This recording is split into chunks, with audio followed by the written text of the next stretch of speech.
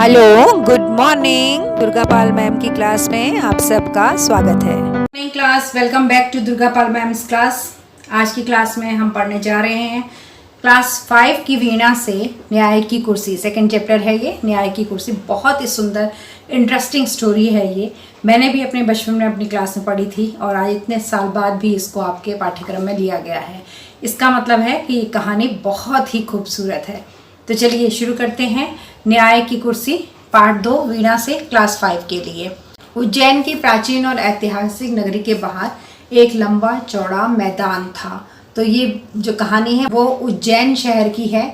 उज्जैन शहर बहुत ही प्राचीन यानी पुराना, और ऐतिहासिक का मतलब है इतिहास से संबंध रखने वाला, यानी जिसके बारे में हमें पुरानी बातें सुनने को मिलती हैं, पुरानी घटनाएं हमें जिस चीज़ के बारे में सुनने को मिलती हैं उस चीज़ को ऐतिहासिक कहते हैं। तो इस नगरी यानी सिटी के बाहर एक लंबा चौड़ा मैदान था। यहाँ वहाँ टीले थे। उस मैदान में जगह जगह पर मिट्टी, रेत, बालू वगैरह के ढेर थे, मतलब छोटे छोटे से पहाड़ जैसे बने हुए थे। एक दिन लड़कों का एक झुंड वहाँ खेल रहा था। तो एक बार क्या हुआ कि वहाँ पर जो अगल बगल के लड़के थे उनका एक ग्रुप, झुंड मतलब ग्रुप, एक समूह वहाँ पर खेल रहा था। उनमें से एक लड़का कूदता भागता एक टीले पे चढ़ गया, एक छोटे से पहाड़ पर चढ़ गया। जब वो पहाड़ पर चढ़ा तो उसको अचानक से ठोकर लगी और वो ठोकर खा कर के गिर गया। तो उसने इधर उधर देखा कि मुझे किस चीज़ से ठोकर लगी है। उसको वहाँ पर एक बड़ा सा चिकना पत्थर दिखाई दिया और कुछ दिखाई दिया नहीं उसे।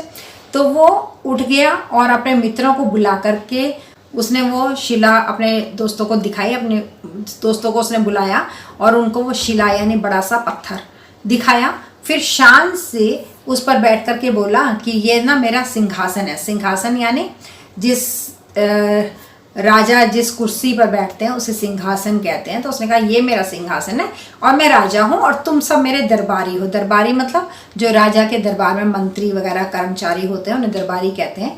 तो तुम अपनी अपनी फरियाद लेकर आओ, मैं उसका फैसला करूँगा। फरियाद यानी न्याय के लिए पुकारना, मतलब जिस चीज़ के लिए तुम्हें न्याय चाहिए, जिस चीज़ का तुम फैसला कराना चाहते हो वो बात यहाँ पर लेकर के आना। दूसरे लड़कों को एक खेल पसंद आया। वे एक एक करके आते और कोई काल्पनिक फरियाद सुनाते। तो क्या होने लगा उसके बाद कि रोज वो लड़के वहाँ पर आते और उनमें से एक लड़का उस शिला पर, बड़े से पत्थर पर बैठ जाता और बाकी के लड़के अपनी अपनी अपना अपना एक केस लेकर के आते, मतलब जिसके लिए उन्हें न्याय चाहिए था वो बात वहाँ पर रखते कि हमारे साथ ये गलत हुआ है, इसका न्याय करो। और फिर क्या होता कि गवाह बुलाए जाते।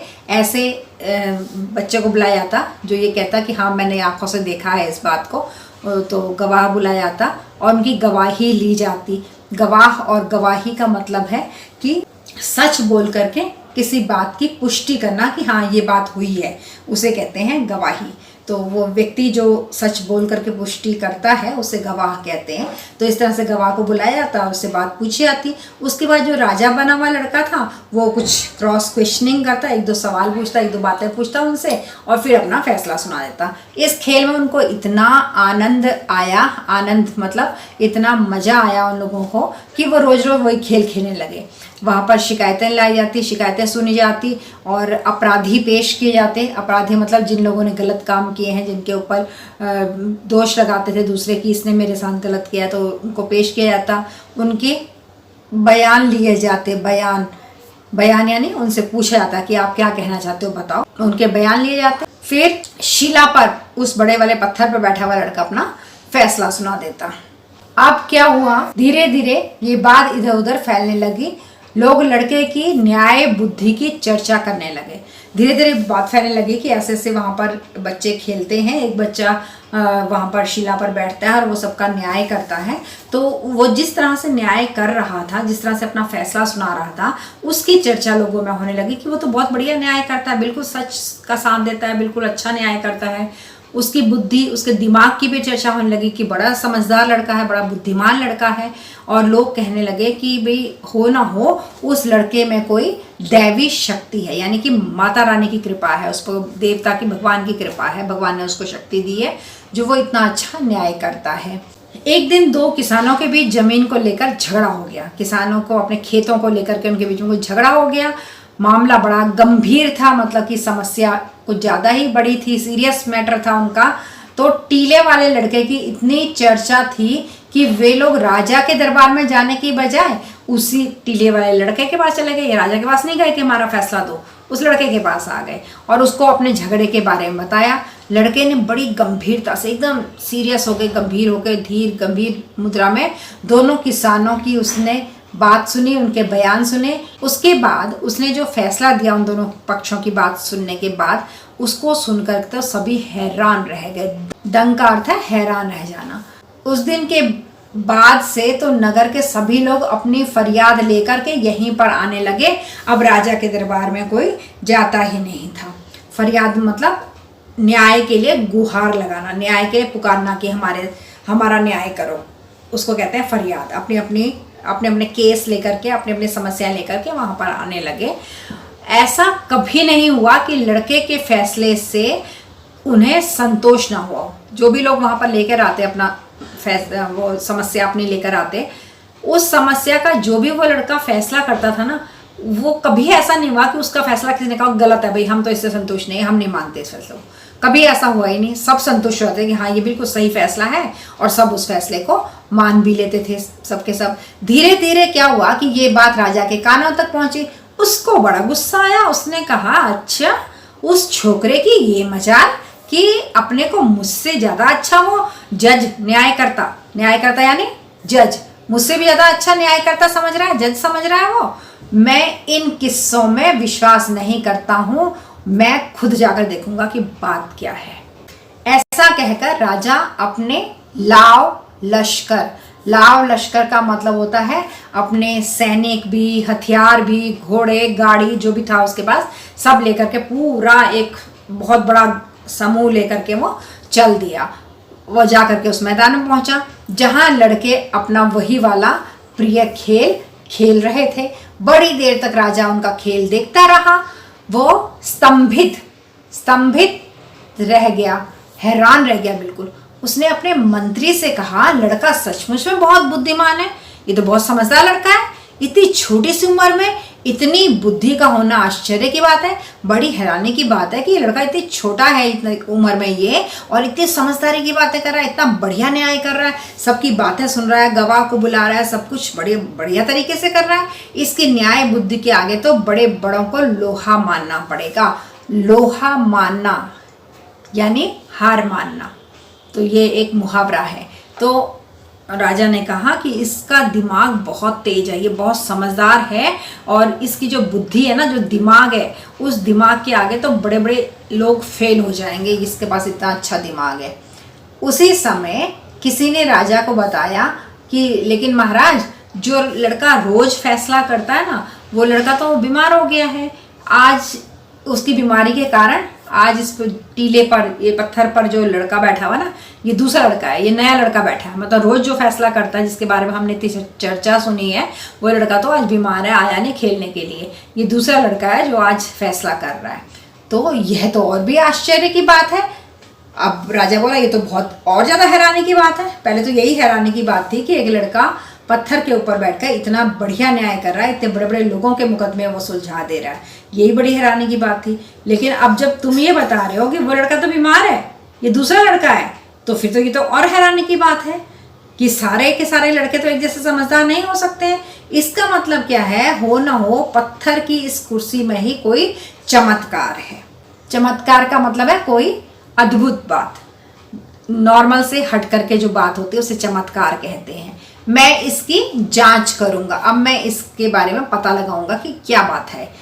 तो राजा का इशारा पाते ही उसके जो मजदूर थे, उसके साथ जो लाव लश्कर जो लेकर चल रहा था, उसमें जितने सैनिक थे, उस स्थान को खोदकर पत्थर को बाहर निकाला गया। उन्होंने कहा ये पत्थर ही निकालो, देखते हैं इस पत्थर में क्या है। मतलब जो भी इसके ऊपर बैठ रहा है बहुत बढ़िया न्याय कर रहा है, तो देखते हैं कि इस पत्थर में है क्या। तो उस पत्थर को बाहर निकाला गया। राजा ने देखा कि वो पत्थर नहीं है, वो तो एक बहुत ही सुंदर सिंहासन है। वो तो वाकई सिंहासन यानी जिस पर राजा महाराजा बैठा करते हैं अपने दरबार में, उनकी कुर्सी जो होती है बड़ी सी ऊंची सी, वो सिंहासन था। उस पर बहुत बारीक और खूबसूरत मूर्तियां खुदी हुई थी। उस सिंहासन पर जगह जगह पर मूर्तियां बनी हुई थी। उसके चारों पायों पर, पाए होते हैं ना जैसे टिकी, कुर्सियां टिकी होती हैं, चार पैर होते हैं कुर्सी के, तो उन्हें कहते हैं पाया। तो उसके चारों पायों पर 4 देवदूतों की मूर्तियां थी। देवदूत क्या होते हैं? भगवान के संदेश वाहक।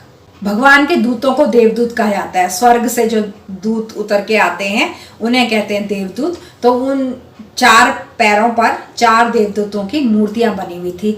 चारों ओर ये खबर फैल गई। जैसे ही वो सिंहासन निकला जमीन में से, सब तरफ ये बात फैल गई। बात ही बात में वहां अच्छी खासी भीड़ जमा गई। अब सब आने लगे देखने के लिए कि अरे भाई ये कहाँ से ये सिंहासन कैसे निकल गया, ये देखने के लिए सबके सब वहां पर आने लगे। तो वहां पर बहुत बड़ी भीड़ जमा हो गई। विद्वान पंडितों ने बताया कि वह कोई ऐसा वैसा सिंहासन नहीं था, सदियों पुराना राजा विक्रमादित्य का सिंहासन था। अब विद्वानों को बुलाया गया कि देखो ये सिंहासन किसका है। पंडित होते हैं का मतलब है बहुत समझदार लोग जो होते हैं, बुद्धिमान लोग जो होते हैं, उनको बुलाया गया। तो विद्वानों ने, पंडितों ने ये बताया कि ये कोई ऐसा वैसा सिंहासन नहीं है, ये तो सदियों पुराना, सदियों का मतलब है कई साल पुराना राजा विक्रमादित्य का सिंहासन है। इसमें राजा विक्रमादित्य बैठा करते थे और राजा विक्रमादित्य अपने न्याय और विवेक के लिए बहुत प्रसिद्ध थे। राजा विक्रमादित्य किस चीज के लिए प्रसिद्ध थे? अपने न्याय के लिए। वो हमेशा अच्छा न्याय करते थे, हमेशा सही को सही और गलत को गलत बताते थे वो। और विवेक यानी बुद्धिमत्ता, दिमाग के लिए वो बहुत प्रसिद्ध थे। वो तो पहले से बहुत फेमस थे कि उनका न्याय बहुत अच्छा होता है और वो बहुत समझदार राजा हैं। राजा ने आज्ञा दी कि सिंहासन को ले जाकर राज दरबार में रख दिया जाए। अब राजा ने कहा उठाओ इस सिंहासन को और मेरे राज दरबार में लेकर के जाओ, वहां रखो इसे। उसने कहा मैं इस पर बैठकर अपनी प्रजा की फरियाद सुनूंगा और उनका फैसला करूंगा। तो राजा ने कहा अब से मैं बैठा करूंगा इस पर और मैं करूंगा न्याय। अगले दिन राजा दरबार में आया और सीधे उस सिंहासन की ओर बढ़ा। अब राजा था, उसने कहा कि मैं ही बैठूंगा इसके ऊपर। तो अगले दिन जब उसका दरबार लगा, राजा आया वहां पर और सीधे वो उसी सिंहासन की तरफ बढ़ा। वो उस पर बैठने ही वाला था कि किसी की आवाज सुनाई दी, ठहरो। जैसे ही राजा उस सिंहासन में बैठने लगा वैसे उसको आवाज आई, ठहरो। राजा ने रुककर चारों तरफ देखा, कोई नजर नहीं आया। वो फिर सिंहासन की ओर जाने लगा, फिर वही आवाज आई, ठहरो। इस बार राजा ने बड़े आश्चर्य से, बड़ी हैरानी से देखा कि ये आवाज कहाँ से आ रही है। बड़ी हैरानी से उसने देखा सिंहासन के एक पाए पर बनी मूर्ति बोल रही है। सिंहासन के 4 पायों पर 4 देवदूतों की मूर्ति बनी हुई थी ना, तो उनमें से एक मूर्ति बोल रही थी, ठहरो ठहरो। तो राजा को बड़ी हैरानी हुई कि वाह, ये मूर्ति कैसे बोल सकती है। राजा हैरान ही था कि तभी मूर्ति ने फिर से कहा, क्या तुम इस सिंहासन पर बैठने योग्य हो?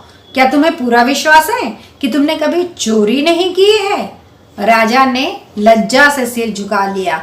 लज्जा यानी शर्म से उसने सिर झुका लिया। ये सच है कि हाल ही में मैंने अपने एक दरबारी की जमीन पर कब्जा कर लिया था क्योंकि मैं उससे नाराज था। तो राजा ने सोचा कि भाई ये तो सच कह रहा है कि मैंने कभी चोरी नहीं की, मैंने तो चोरी की है। अभी थोड़े दिन पहले की बात थी कि मैं अपने एक दरबारी से नाराज हो गया था, तो मैंने उसकी ज़मीन पर कब्जा कर लिया था, यानी अपने अधिकार में कर ली थी उसकी ज़मीन। मैंने अपना हक कर लिया था उसकी ज़मीन पर। तो राजा ने जब ये कहा तो मूर्ति बोली, तब तो तुम इसके योग्य नहीं हो। मूर्ति ने कहा तुमको 3 दिन तक प्रायश्चित करना होगा। यह कहकर मूर्ति अपने पंख फैलाकर आकाश में उड़ गई। तो मूर्ति ने कहा कि देखो भैया, तुमने ये गलत काम किया है, तुमने झूठ बोला है, तुमने चोरी की है, तो तुम्हें अब इसका प्रायश्चित करना होगा। प्रायश्चित का मतलब होता है अपने पाप कर्मों को मिटाने के लिए जो हम काम करते हैं ना, कि हमारे पाप कर्म खत्म हो जाए, तो हम उसके लिए जो कठोर दंड खुद को देते हैं उसे प्रायश्चित कहते हैं। तो राजा ने 3 दिन तक उपवास किया। उपवास यानी व्रत रखा, मतलब खाना वाना कुछ नहीं खाया, और प्रार्थना की। चौथे दिन वह फिर दरबार में आया। जो ही सिंहासन में बैठने लगा, दूसरी मूर्ति ने कहा, ठहरो, तुम विश्वास के साथ कह सकते हो कि तुमने कभी झूठ नहीं बोला है? पहले वाले ने तो पूछा था कि चोरी नहीं की है, अब दूसरे वाले ने बोला कि झूठ भी नहीं बोला क्या कभी? राजा सकपकाया। सकपकाना मतलब झेप जाना। तो राजा झेप गया, सकपका गया, झेप गया, मतलब उसे बुरा महसूस हुआ कि नहीं, ये तो मैंने किया है। झूठ तो उसने किसी न किसी मुसीबत से बचने के लिए कई बार बोला था। राजा पीछे हट गया। दूसरी मूर्ति भी पंख फैलाकर आकाश में उड़ गई। तो राजा ने सोचा अपने मन में कि नहीं, झूठ तो मैंने बोला है, और वो सकपका भी गया, उसको झेप भी लगी, मतलब अपने मन में शर्म भी आ गई उसको। तो वो थोड़ा पीछे हटा और दूसरी मूर्ति भी पंख फैला करके आकाश में उड़ गई। राजा ने 3 दिन तक फिर उपवास किया, पूजा पाठ किया। फिर से राजा ने प्रायश्चित किया, 3 दिन तक व्रत रखा, पूजा पाठ की। अब 3 दिन के बाद फिर से वो आया राज दरबार में, और अपने सिंहासन में बैठने के लिए वो जैसे ही आगे बढ़ा, हिचकिचाते हुए, अब उसको डर लग रहा था क्योंकि 2 बार तो उसके साथ ऐसा हो चुका था, तो अब वो डर डर के पैर आगे हिचकिचाना, मतलब संकोच से झिझक झिझक कर वो पैर आगे बढ़ा रहा था। वो बैठने ही वाला था कि तीसरी मूर्ति ने पूछा, बैठने से पहले ये बताओ कि क्या तुमने कभी किसी को चोट नहीं पहुंचाई है। अब तीसरी मूर्ति ने पूछ लिया उससे कि बैठोगे तो बाद में, पहले मुझे ये बताओ कि क्या तुमने कभी किसी को चोट नहीं पहुंचाई है। राजा फिर पीछे हट गया। तीसरी मूर्ति भी अपने पंख फैला करके उड़ गई। फिर दिन तक उसने उपवास किया, व्रत रखा, प्रार्थना की, पूजा की, अपने आप को शुद्ध किया कि चलो मेरा ये वाला पाप भी माफ हो जाए, है ना। तो पहले उसने चोरी करने का, फिर झूठ बोलने का, फिर किसी दूसरे को चोट ना पहुंचाने का, 3 कामों के लिए, 3 जो उसने पाप किए थे उनके लिए उसने प्रायश्चित किया। फिर अगले दिन वो राजा दरबार में आया और राजा सिंहासन की ओर बढ़ा। उसके पैर लड़खड़ा गए। जैसे ही वो सिंहासन की तरफ बढ़ा, उसके पैर लड़खड़ाने लगे, क्योंकि चौथी मूर्ति ने कहा, ठहरो, जो लड़के इस सिंहासन पर बैठते थे वो भोले भाले थे, छोटे बच्चे थे ना, वो छोटे बच्चों को तो चालाकी वालाकी आती नहीं है, वो भोले भाले थे। उनके मन में कलुष, कलुष का मतलब है मैल, किसी के प्रति दुर्भावना, बुरी भावना, कलुष नहीं था उनके मन में। अगर तुमको भी पूरा विश्वास है कि तुम भी इस योग्य हो तो तुम इस सिंहासन पर बैठ सकते हो। अब राजा बड़ी देर तक सोचता रहा कि भाई वाकई मेरा मन इतना साफ है, क्या मैं कभी किसी के लिए कुछ बुरा नहीं सोचता हूँ, क्या मैंने कभी किसी का कुछ बुरा नहीं किया है, क्या मेरे मन में कभी भी खटास नहीं आई है, कालापन नहीं आया, कड़वाहट नहीं आई है, मेरे मन में कभी बैर नहीं आया है। फिर उसने मन में ही कहा, अगर एक लड़का इस पर बैठ सकता है तो मैं तो भैया राजा हूँ, मैं क्यों नहीं बैठ सकता हूँ। घमंड आ गया ना उसके मन में कि मैं क्यों नहीं बैठ सकता हूँ, मैं तो राजा हूँ। मुझसे ज़्यादा धनवान, बलवान और बुद्धिमान होगा कौन।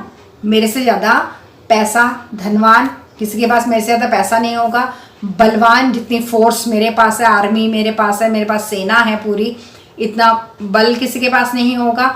और बुद्धिमान, बुद्धिमान तो उसे खुद ही मान लिया कि मैं राजा हूँ तो मैं सबसे ज़्यादा बुद्धिमान हूँ, तो मेरे से ज़्यादा बुद्धिमान कौन होगा।